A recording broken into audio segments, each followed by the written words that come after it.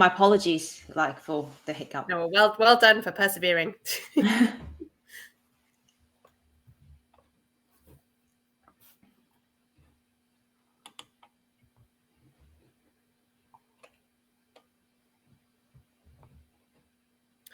Welcome to this session, which is on knowledge translation and implementation. We've got some really fantastic speakers to hear from today, and they're going to do some impressive 5-minute presentations, and then we're going to have 3 minutes to hear any questions you've got. So if you have questions, please post them in the live chat and I will relay them to our speakers. So we're going to really try hard to keep to time, so it'd be great if you could get those questions in so that we can have an opportunity for the speakers to respond. So we're going to start off with Prashanth, and he's going to talk. He comes from the Green Climate Fund and has a great presentation for us on the evaluation of capacity building efforts that the Green Climate Fund has been undertaking. So I'm going to hand over to you, Prashanth. We can't hear you. Okay. Sorry. Oh, yes, we can hear you now. Okay. All right then. And you can see the screen, right? Yes, Perfect. It's not in present. It is now. Okay, thank you. So just to start off, I will be presenting on, I'm Prashanth Kotturi, and I am an evaluation specialist with the Independent Evaluation Unit of GCF. I will be presenting on the evaluation capacity development experience of IEU, and more specifically, how we are going about if the first step of evaluation capacity development is to understand what the current capacities are. So I'll be talking a bit about that. Now, within this, I'll be talking about 3 major aspects, right? One, capacity assessment at the institutional level, capacity assessment at the project level, and third, where we are right now with evaluation capacity development, and not how we are going to adapt it to the capacity assessment yet, but that is something which has to come, after the capacity assessment exercise has been finished. But just to give you a sense of where we are at the moment with the capacity development efforts. Now, at the like I said, first at the institutional level, at the moment we are undertaking this exercise of looking at the evaluation capacities of direct access entities. Now, those who are not familiar with GCF, direct access entities are basically those entities at the national level. So not UN, not your World Banks and ADBs of the world, but entities which are based in countries, in developing countries, which are eligible and accredited and eligible to access GCF financing. And these are a big priority for GCF to enable direct access to GCF funding instead of intermediation through international entities. So in this we are looking at 4 dimensions, to understand what kind of capacity exists at the moment on undertaking evaluations. First, the presence of an evaluation office. Is there a dedicated evaluation office? Second, is there dedicated evaluation staff, if not an office? Third, if not an office or staff, is there experience of commissioning evaluations through third parties? Fourth, if not all of these 3, then fourth, do they have experience of implementing projects with international organizations? The reason being, if you don't have experience in undertaking evaluations, do you have experience in monitoring projects at least? If not that, at least do you have familiarity with the processes of international organizations? So that would be a good proxy of if you're able to meet GCF's M&E standards moving forward, or are you able to undertake monitoring and evaluation of GCF's projects? At the project level, we are also looking at 4 dimensions, and I'll give you examples of both of these of how preliminary analysis looks like, of at least limited, to a limited extent, what does the output of such an exercise look like? So even at the project level, we're looking at 4 dimensions. 1, on theory of change. Second, on potential of measurement of causal change and evaluability. Third, implementation fidelity and performance against investment criteria. Fourth, data collection and reporting credibility. Now, just to give you an idea of what, just to give you a very brief taste of what is to come, in the next weeks and months, what we were going to publish this. At the institutional level, just to give you an idea on evaluation office. 45% of our direct access entities don't have an evaluation office. 31% do have an evaluation office. 13%, you can't find any information. This is a desk review based exercise, might I add. So 13% of them, they don't have any information on anything pertinent to what we're asking. 10% of them are in languages other than English, in French, Spanish, and Portuguese, and we couldn't seem to translate it no matter how much we tried. And 1% of them don't have a website. At the project level, the second exercise that we're doing, just to give an example, I mentioned 4 dimensions. I'm giving you the results of the first dimension. Theory of change. There are different elements we look at under this dimension, and all of these are mentioned here. So is there good quality evidence cited to discuss the efficacy of causal linkages? How robust are the causal linkages, and are they well informed by high quality evidence? Are causal pathways clearly identified and discussed? Then there are other 2 on unintended consequences and what is the quality of theory of change in program logic. This is measured on a 3-point scale: high risk, medium risk, low risk. So it would basically read. Thank you, Annette. So it would read as follows: is there good quality evidence cited to discuss high efficacy of causal linkages, and will this hinder the possibility of measuring results? What is the risk of it not being able to measure results? High risk, medium risk, low risk. So yellow is high risk, blue is medium risk, and green is low risk. Now, our current capacity development initiatives are about the threefold at the moment. One is a learning-oriented real-time impact assessment exercise, which I'll briefly mention later on in the next slide. I'll come back to. Second is internal learning workshops and events, which we undertake. We're undertaking one on the impact evaluation experiences of select international financial institutions for GCF towards the end of this month. And third, we are the custodian of evaluation function, and we set the methodological and strategic direction of evaluation function of GCF through drafting of evaluation policy and the evaluation standards. Now, I'm promised to give you a brief sense of what LOTA is, Learning-Oriented Real-Time Impact Assessment. It is learning-oriented, which is to say that it provides lessons for GCF stakeholders. It's real-time because we handhold evaluation projects to undertake baseline surveys and endline surveys and impact surveys and outcome surveys. And of course, impact assessment, because it's an impact assessment exercise, which we hope to achieve out of this learning-oriented real-time assessment. At the moment, we have 21 projects that we undertake, we are building capacity of. Thank you. I'll stop there. Thank you. That was great. You mentioned an issue around how you find out whether people are doing this work and about kind of reporting. Was it a real challenge to get information around the evaluation activity and capability in different countries and projects? Annette, is this about LOTA that you're talking about, or are these the previous previous samples? Yeah. Okay. No, those are basically mostly to do with the first exercise at the institutional level, that is purely desk-based work. So we look at the websites and documents and annual reports of these institutions. It was very challenging. Yes, absolutely. It was very, very challenging for us to find anything of meaning. Sometimes when we didn't have a website or anything to track down, we would also then go and look at any documents they published and any references to evaluations or evaluation officers or evaluation staff that they might have made, basically. At the institutional level, at the project level, the one we are looking at, essentially, it is based on the analysis of design documents. So the design documents that we approve, right? We as in not evaluation office, but GCF Secretariat approves. So that is much, much easier to get through. And we basically hope to undertake a prospective analysis of what is the risk of not being able to measure results of this project based on these 4 dimensions. But the first one was the most challenging one, yes, at the institutional level, absolutely. And will you be in a position to assess the kind of quality of that evaluation activity that you do find? Which is exactly why, you see, that is precisely why we are undertaking LOTA, because we don't know what we will get at the end of it, right? So we are trying to preempt that by providing capacity building to precisely enhance the quality of any future evaluations that we might get from these entities. So that is precisely the purpose of undertaking this LOTA exercise, in fact, and all the other capacity building work that we are now planning to do and we're starting to do. So we are not in a position at the moment, but that is precisely what we want to preempt. Thank you. Fantastic. Thank you very much for your presentation. We're going to move on to Radhika next. Thanks. I'll just have a go at sharing screen.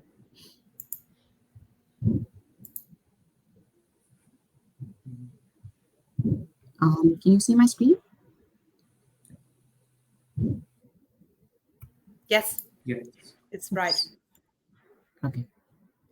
All right. So today I'll be presenting a case study that we did to look at the generation and use of epi-modeling in Ghana. This was done to inform a capacity development framework for sub-Saharan Africa, and I'm representing the team mentioned here.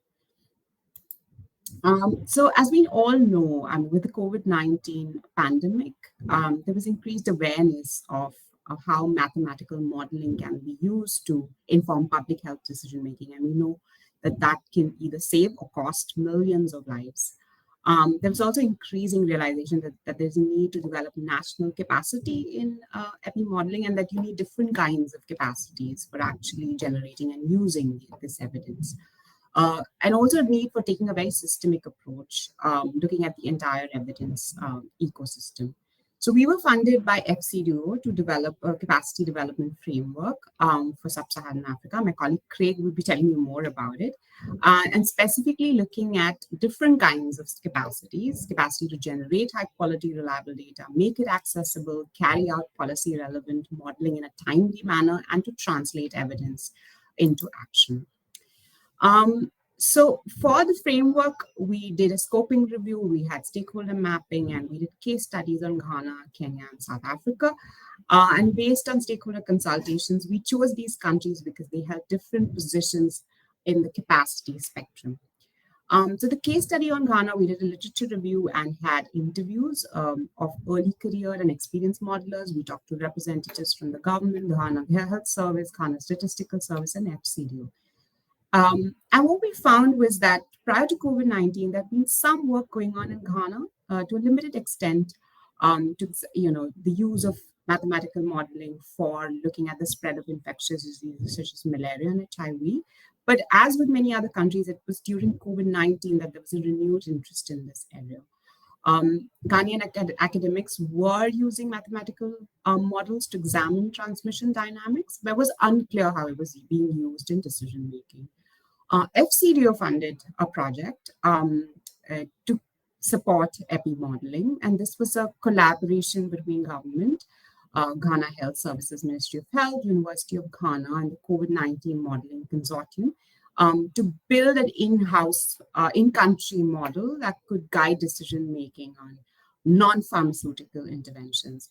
But it took so much time to build ownership and trust between the partners that the results got delayed. And although FCDO Ghana and the SETI team played quite a brokering role to bring all the players together, the results were delayed and didn't quite inform decision making. But when we spoke to policymakers, they did say it was a great experience because it helped improve their capacity in looking at modeling. So the key findings overall, capacity was considered to be low to generate high quality data, to carry out modeling, and to translate evidence into action. What was especially clear was that there was a need to build, trust-based relationships between modelers, national and international models, but very crucially between policymakers and modelers. What was clear was that there was a role for knowledge brokering organizations, not just to translate evidence into action, but also to build those relationships.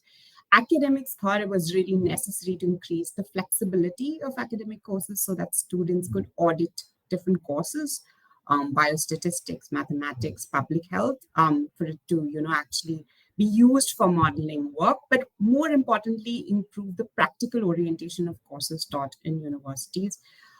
Students needed to work with policymakers, be using real world data, be using programming software to address real world problems.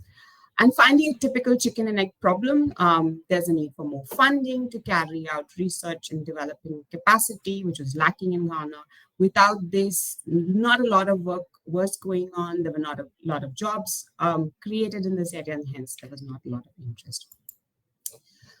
So based on the studies we carried, case studies we carried out in Ghana, Kenya, and South Africa, we came together and developed this capacity development framework. As you can see, given that capacity for modeling is embedded in a research policy system, and it's a complex system, you need different kinds of interventions for different kinds of stakeholders. for actually thinking, building systemic change. Thank you. And one need to be looking at both short-term, medium-term, and long-term change. So foundational, which is everything to do with training. It could start with training for academic modelers to do more policy-relevant modeling, for government to understand the value and use of modeling, but go on to more on-the-job training for students and establishing postgraduate and postdoctoral training centers that are focused on policy-relevant modeling. Supportive interventions that ensure the effectiveness and sustainability of foundational capacity. So those interventions could be improving the quality and reliability of data, which was a challenge in Ghana, simplifying processes to improve access to government data, but in the medium term and long term, looking at harmonizing data systems across government and also building a collaborative research agenda for funding. Connective interventions would be everything that can ensure impact to establish stakeholder relationships and improve trust. So at the outset, it could be just simply training for both academics and government to understand each other, but there's a crucial role played by knowledge brokers in building those links, establishing trust, thinking about embedded technical assistance. And in Ghana in particular, there was interest in building in-house modeling units, which could be a great opportunity for collaboration. And so just to finally end to say that this work, what it taught us was that it's important to have a framework that can be focused on systemic change for capacity development in particular. But even with a framework, you need to sort of contextualize and tailor those interventions depending on the opportunities and constraints in each context. Thank you. Thank you, Radhika. I've got so many questions. Please do post any questions you have in the live Q&A. I wanted to ask about that issue about the importance of building relationships and trust to underpin the use of these kind of approaches and how we might build that trust to support this work. So that feels far from straightforward. Very good question. And I think we ask people that, no? So I think in the case of Ghana, for instance, especially within government, they felt that, all their data is being used and academics just use it to publish articles. But they felt a lot better when they were reassured and said, okay, this data will be used to publish joint articles where you will get co-authorship. So seeing it as a very collaborative exercise and understanding the history of where that mistrust comes from, why do they have these trust-related issues? So yeah, I mean, I think in each context it looks different, but in Ghana specifically, addressing the particular misgivings that policymakers may have, or even local academics may have, or international academics may have, was the key to getting progress there. That's great. And then just on those knowledge brokering organizations, do you see many of those in the kind of landscape in Ghana? Not a lot, to be very honest, and not a lot particularly because this is a very niche area. And what was interesting is FCDO Ghana ended up playing that brokering role, which was great because they were able to link various funders. They had established relationships. So establishing links between various government units within Ghana. So for us, it was learning that it's not always a think tank or a research organization or any other kind of organization that plays that knowledge brokering role. Sometimes it can be a funder as well. Well, that's a great point. Thank you very much for your presentation. We're going to move on to Ling next.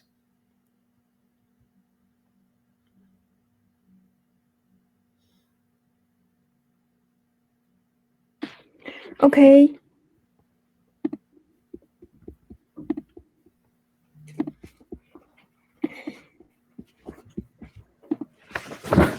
Could you hear me and see the screen? Yes, it's all great.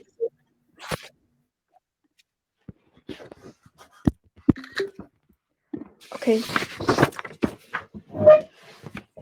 Hello, my name is Ling Wang from the School of Public Health, Lanzhou University. Next, I will begin my presentation. The World Health Organization views policy brief as a science of research in a user-friendly diagram designed to help target users recognize the urgency of solving current problem and the need to adopt a preferred alternative of the intervention strategies. Though the result of systematic reviews, evidence is combined with context-specific research funding to support health decision-making, and policy briefs have received increased attention and research due to their important role in informing policymakers' decision or courses of actions. However, the policymakers are often faced with a large amount of information, but do not have time to discern what is truly valid, and they prefer to have access to the best current and concise research evidence. So, a standardized reporting format that is clear, ambiguous, and research evidence ambiguous and systematically represented is an inevitable need for policy briefs. So this study therefore provides suggestions and references for policy brief reporting norms by analyzing the report characteristic of the policy brief published in the United Nations systems from 2017 to 2021. And we obtained 86 policy briefs produced and published by the UN system between the 5 years by searching the UN website as well as the WHO website. Finally, firstly, 66 of them were explicitly reported as policy brief in their titles.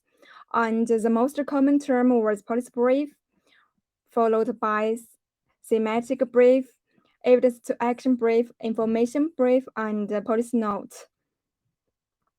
In terms of area of concern, SDG 3, global health and well-being, received the most attention in the policy briefs, with about 85%, and SDG 7, affordable and clean energy, was not found to be a concern in the policy briefs among the 17 SDGs. In terms of the basic information, all briefs reported the institutions involved in the development, and 59 also reported the contact information at the developing institution. 62 briefs reported references. Almost all of them mentioned the term and acronyms involved, and all of them presented the content in a visual format. And in terms of specific content, less than 10% of the briefs reported in an problem, evidence, and option structure. More than half of the briefs explicitly reported on policy options and implementation considerations. Only 3 briefs explicitly reported on methodological content of their formulation. And overall, there was a high level of no explicit reporting in many years. Absolutely, the background, problem, and the policy options. So we summarized several current shortcomings of policy briefs in UN system. 4 minutes. Okay. First, inconsistent reporting of terminology. Second, lack of reporting of policy brief methodology. Third, most briefs do not clearly report on problem, policy option, and implementation considerations. And fourth, most policy briefs do not provide policy recommendations. So we recommend developing reporting guidelines for policy briefs and standardizing reporting formats to help users quickly accept and use policy briefs and facilitate evidence-informed decision making. That's all I have to report. Here is my email, and you're welcome to communicate with me if you have questions. Thank you very much, Ling. How interesting to look across all those different policy briefs. I wondered if you could say something about it. I was really struck by what a small proportion of the policy briefs have contact information for the person who has produced it. Were you expecting to find a higher level of contact information on the briefs?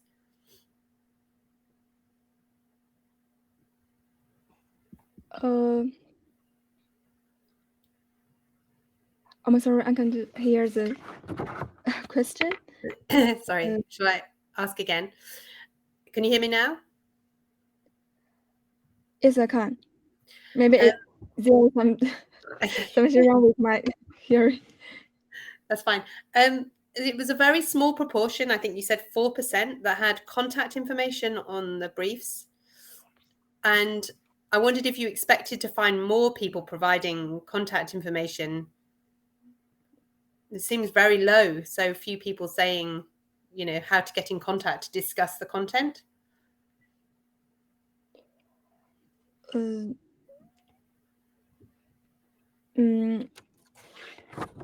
Maybe our study focused on the reporting format. Mm-hmm.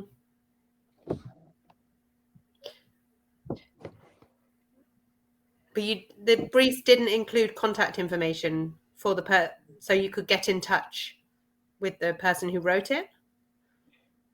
Or did I misunderstand? I'm sorry. we can communicate with email. I'll follow up with you. We're out of time. Okay, thank you. We're moving on to Teo. It's your turn to share your screen.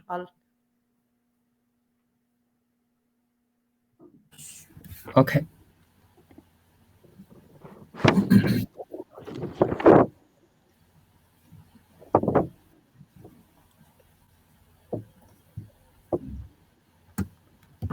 Can you see my screen? Yes. Okay. Hello, everyone. My name is Nian. I'm from Center for Evidence-Based Medicine of Lanzhou University of China. The topic I'm going to report today is a visual analysis of the collaborative development of evidence-based social science and evidence-based health decision making.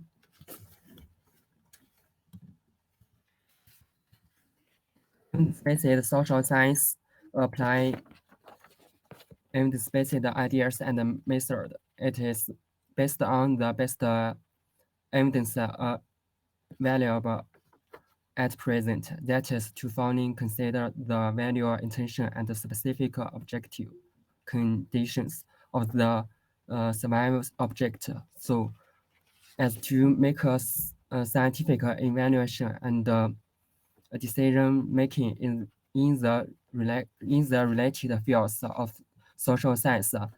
Similarly, evidence-based health evidence-based health decision making is used in public health to make consideration regulations and possibility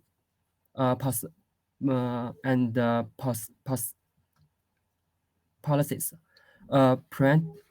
Apparently, both of them use evidence-based concepts and ideas, but there are still an important question: is what are they the common points and development relationship in detail? Therefore, this study will present the current state and development trend in both of them.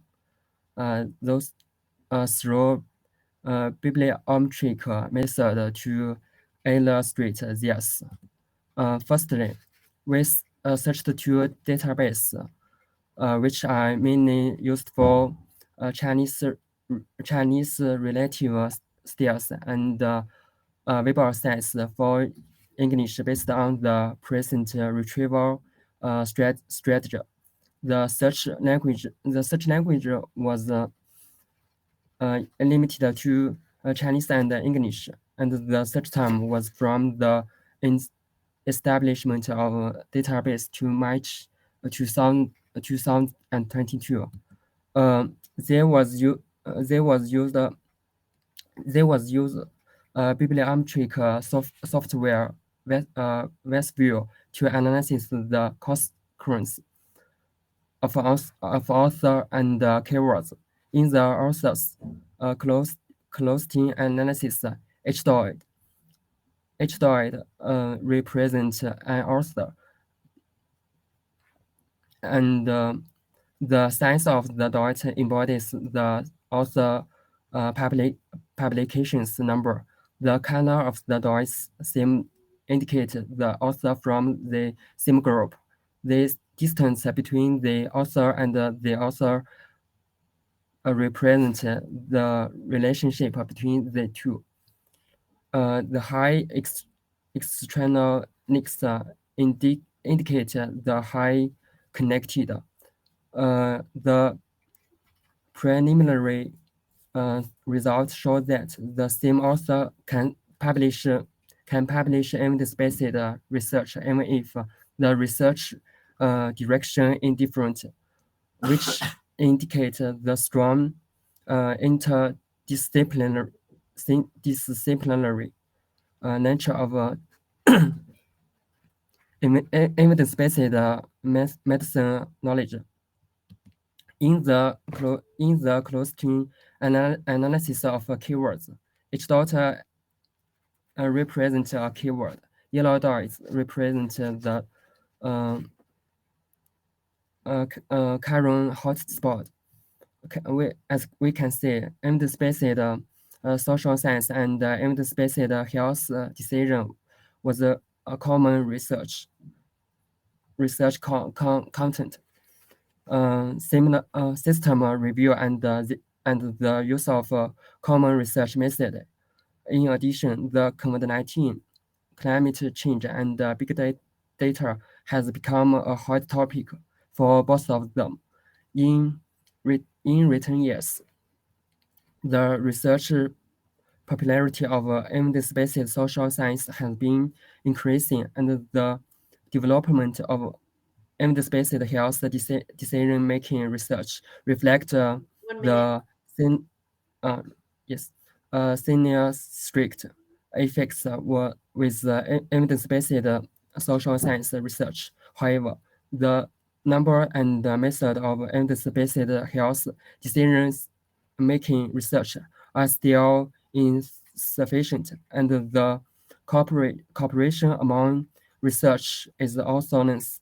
Therefore, it is necessary to strengthen research cooperation, explore research paths and methods, and continuously promote the improvement and sustainable development of evidence-based social science and evidence-based health decision making research. Thanks for your listening. That's the end of my presentation. Thank you very much. How interesting. We haven't seen many reviews where authors have been done a systematic search in Chinese and in those different literatures. So that is such an innovation. Do you see real differences between the different literatures published in the Yes. different languages?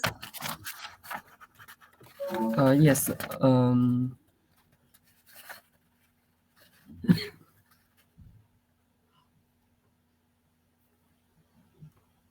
Let me see.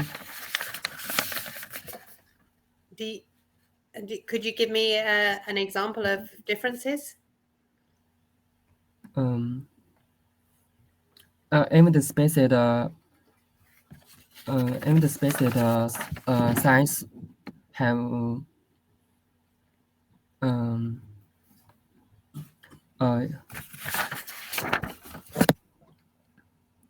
evidence-based such as evidence-based medicine or ABM were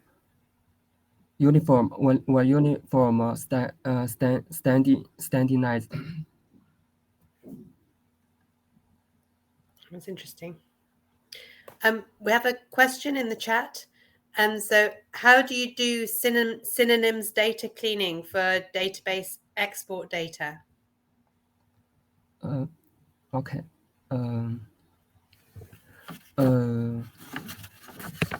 The data export file first need to remove duplicate reference. Then the software becomes used to exploit the keywords and author in Excel form. And the synonyms such as evidence-based method and ABM and EBM will uniform standardized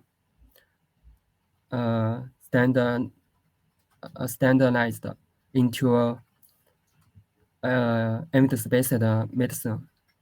Thank you. Thank you very much. Okay, we're going to move on to our last presentation, which is from Craig Bardsley. Craig, are you ready to share your screen? Yes, I should. Oh, I can hear myself. My shared screen is currently grayed out. So I can't seem to share my screen at the moment. So we've got time to sort it out. So do you want to have another go? And now I can't hear anyone. I'm sorry, I'm going to have to log back. So I think Craig's gone out and is going to come back in.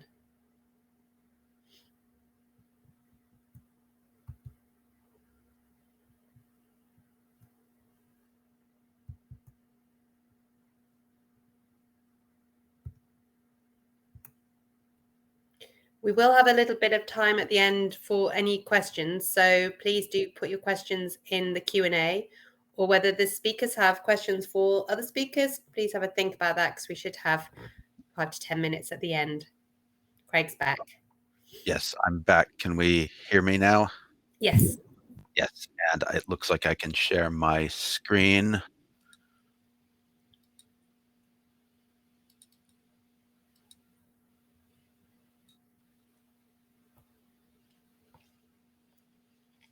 Right. Yes, Is that's that fine? Yes, fantastic? Okay. Right. So this is a presentation that's going to build on what Radhika talked about in terms of our FCDO project, looking at capacity strengthening strategies for epidemiological modeling across sub-Saharan Africa. So I'm going to take a bit of a macro picture and talk a bit about the overall sort of generalizable framework that we developed on the basis of the 3 case studies that we looked at. So not to, Radhika introduced this a bit, so I just want to sort of stress a couple of things.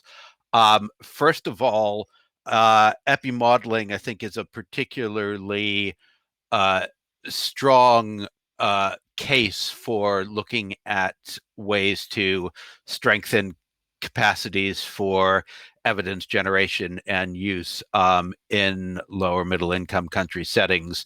It's relatively inexpensive as far as scientific research is concerned. You just need trained people and some computers, not lots of wet lab space or anything like that. But the potential policy benefit of sensible evidence-informed modeling advice is huge in terms of billions of economics value either created or destroyed, and potentially thousands of lives in an epidemic setting. So it is significant, but it is a very specialized. You cannot just sort of go on a bit of an online course and be able to produce mathematical disease models. But every sort of context is very different, both from the sort of modeling, the sort of evidence use and policy side of things, and the sort of scientific landscape for modeling. So it's really tricky to just sort of say we're going to come up with generalized global models that any country can use. So when you are trying to strengthen that capacity, you have to look on the sort of supply and demand side, understanding the national context to generate models, not just models that are sort of academically and scientifically robust, but those that are applied to appropriate policy questions and are actually useful.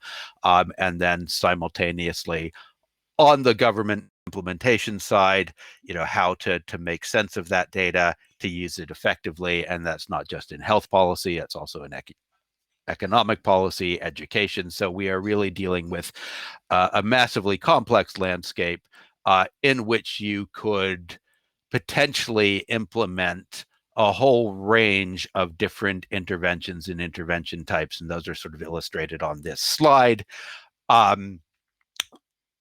You can't possibly look at the range of possibilities and say, well, which one of these works best to build capacity?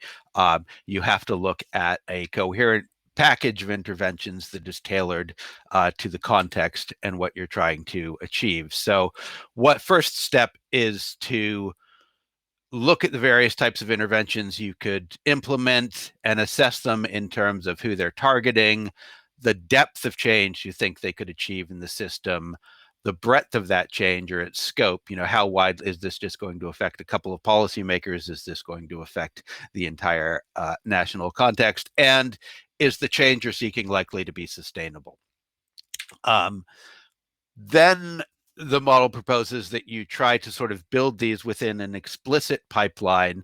I know I'm short on time, but you should identify within your context roughly where you are in terms of your existing modeling capacity, whether it's completely basic, whether you have some academic capacity, but it's just not well linked into the policy environment, whether you have developed enough sort of capacity within the policy environment to absorb modeling information. And so the strategy is to identify where you are on that pipeline, identify where it is that you think you can realistically go, and then try to implement a sort of coherent package of multiple interventions according to these types that Radhika mentioned in terms of connective, supportive, and foundational. So you're not just looking at skills and experience, but you are addressing the networks, the trust-based relationships, the sustainability of career pathways in this field, etc. 1 minute. Oh, I had less time on my clock than you have, so I've rattled through it at speed, so I can leave it there. But maybe there's a question or two. Thanks. Well done, Craig. Right. So does anybody have a question? I've got the live Q&A open. I've got a question, I guess, about, so I don't know if we could go back to yours. It's really interesting, the idea about all the different interventions. And for your kind of planning and modeling, is it a challenge that there really isn't much kind of existing evidence about the impact of, for example, fellowships and secondments for modelers? Or is that okay? Yeah, no, I mean, I would think, in terms of research capacity strengthening in general, there is a huge dearth of sort of evaluation kind of evidence generally. I mean,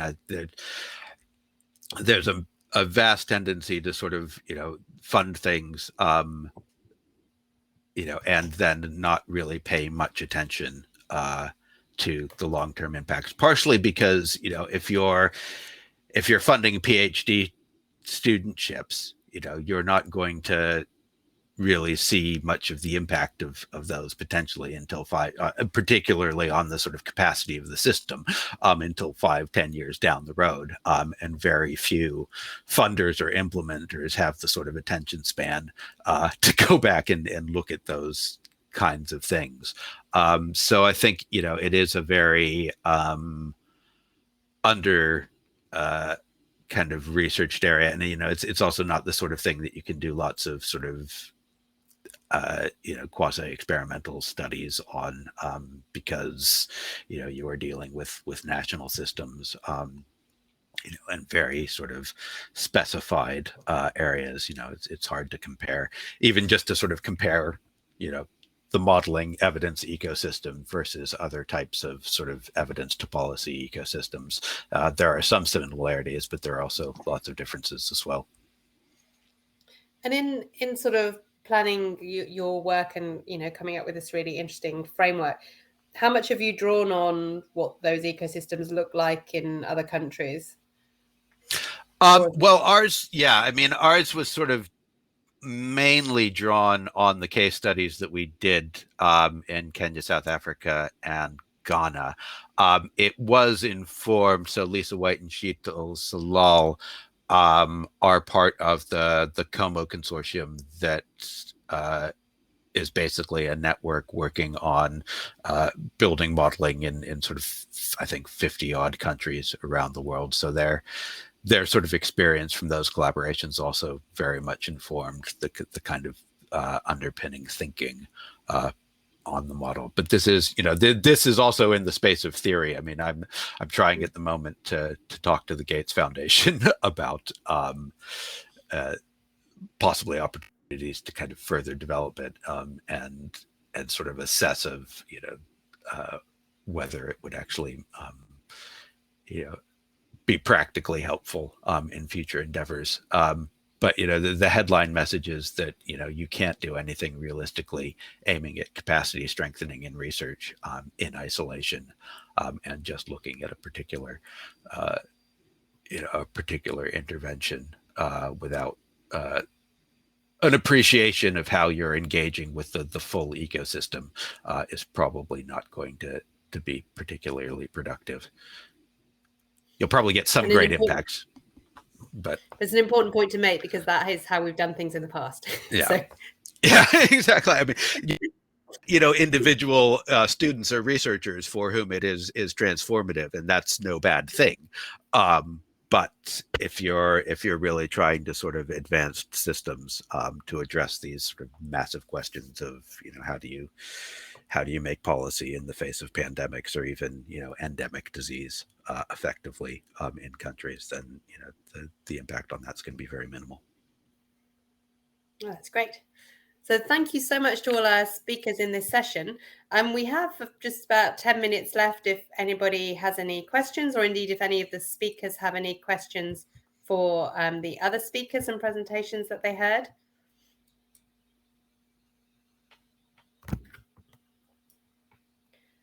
I've got the live chat open.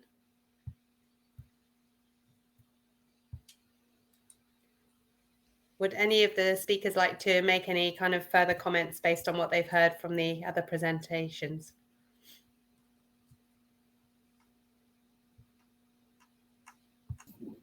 I was particularly intrigued by the presentation on policy briefs, You said, and surprisingly, so many are not providing contact information, and very surprisingly, many don't have policy recommendations, which to me is just stupefying. Why call it a policy brief if you don't have any recommendations? And I know that working with researchers, there is reluctance sometimes to make recommendations, but at least to consider a wide range of implications for practitioners or implementers or policymakers. I think something that policy people need to do, going beyond just summarizing what a paper has to say. So, not a question as much as a comment and a reflection. No, I agree. I think it's a really important observation. And actually, we push in our training and capacity building for people to produce briefings as a really good outcome. But if that really good outcome actually ends up being just another academic summary of research, then that's not what I'd assume people were doing when we were suggesting they do policy briefs. I wondered, Prashanth, given your interest in capacity building, whether you had any responses to Radhika and Craig's work.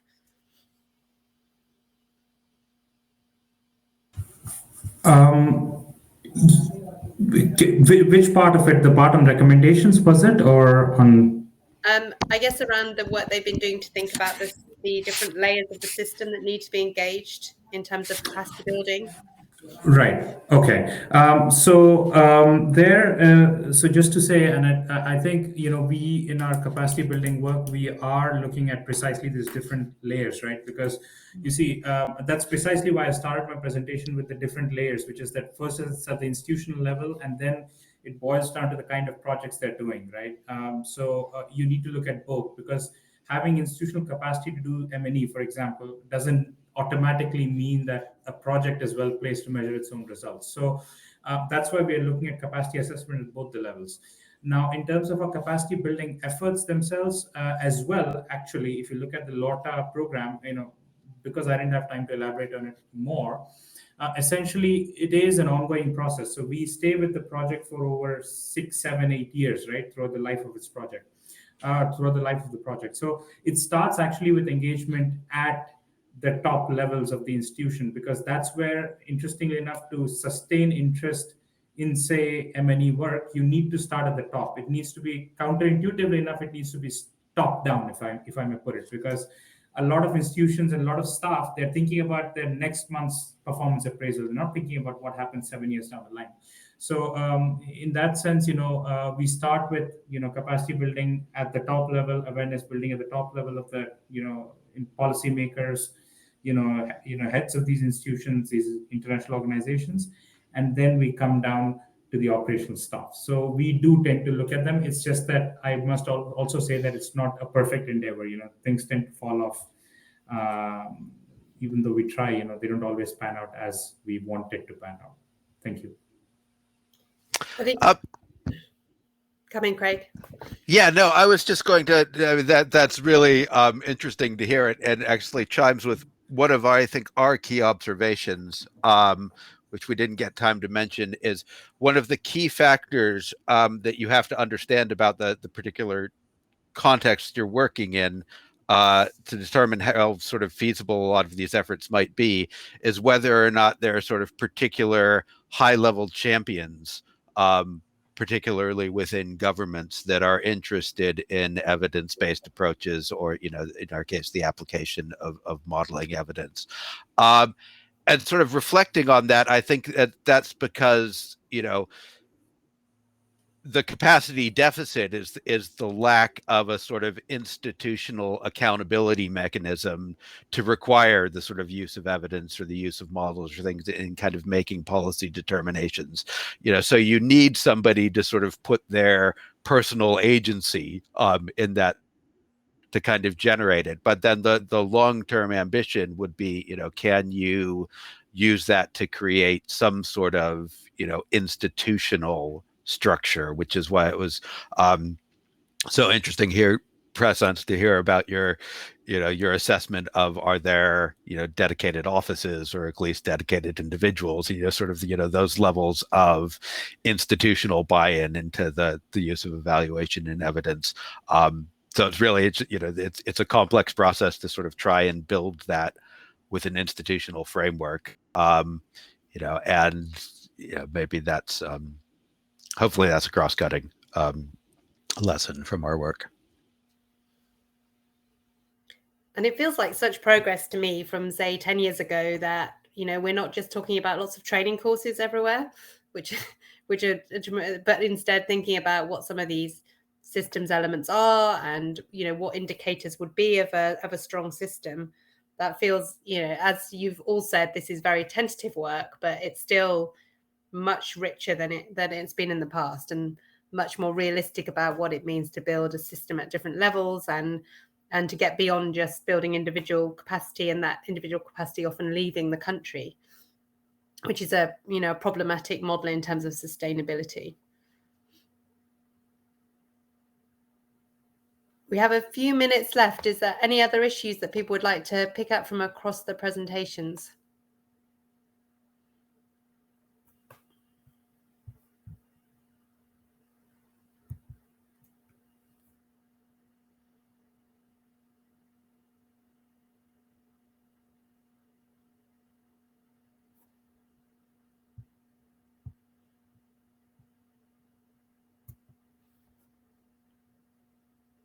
Well, if not, then I guess we've got a bit of time to tell you about what's happening next. So thank you so much to all our speakers. Those were really brilliant contributions. Got lots to go away and read about and learn more about. So thank you for that.